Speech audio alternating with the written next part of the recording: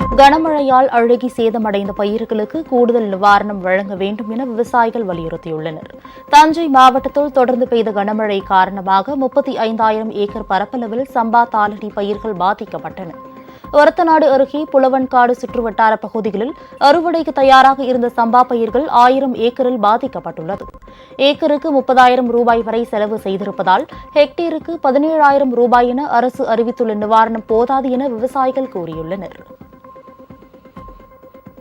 பாத்தீங்க அப்படின்னா ஒரு ஹெக்டேருக்கு 17,000 தர்றேன்னு சொல்றாங்க. நாங்க ஒரு ஹெக்டேருக்கு 70,000 செலவு பண்ண காலத்துல இவங்க 17,000 வச்சு நாங்க என்ன பண்ண முடியும்? அறுவடை கூலிக்கு கூட எங்களுக்கு பத்தாது.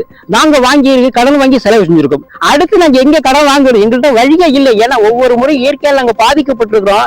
இதை உடனடியாக இந்த நடவடிக்கை எடுத்து தமிழக அரசும் தமிழக முதல்வரும் எங்களுக்கு உரிய நிவாரணம் குறைந்தபட்சம் ஒரு ஏக்கருக்கு 27,000 கொடுத்தா தான் எங்களுடைய வாழ்வாதாரம், நாங்க வாங்கிய கடனை கட்ட முடியும், எங்களுடைய வாழ்வாதாரத்தை பாதுகாக்க முடியும், விவசாயம் செய்ய முடியும்.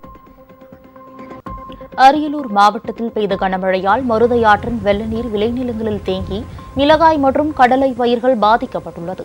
தனியார் சிமெண்ட் ஆலையின் சுண்ணாம்பு சுரங்கத்திற்காக தோண்டப்பட்ட வாய்க்கால் வழியாக மருதையாற்று உபரி நீர் விளைநிலங்களில் பாய்ந்துள்ளது. இதனால் பாதிக்கப்பட்டுள்ள விவசாயிகளுக்கு இழப்பீடு வழங்க வேண்டும் என்ற கோரிக்கை எழுந்துள்ளது.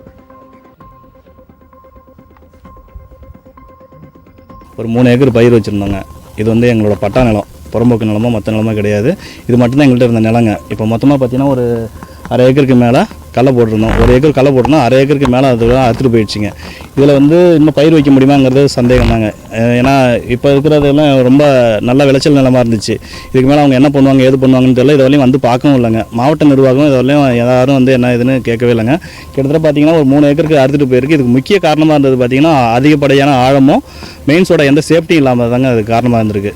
இதுக்கு தக்க நடவடிக்கை மாவட்ட நிர்வாகமோ இல்லை முதலமைச்சரோட பார்வைக்கு கொண்டு போயிட்டு எங்களுக்கு தக்க நிவாரணம் கொடுக்கறதுக்கு ஏதாவது ட்ரை பண்ணுங்கள்.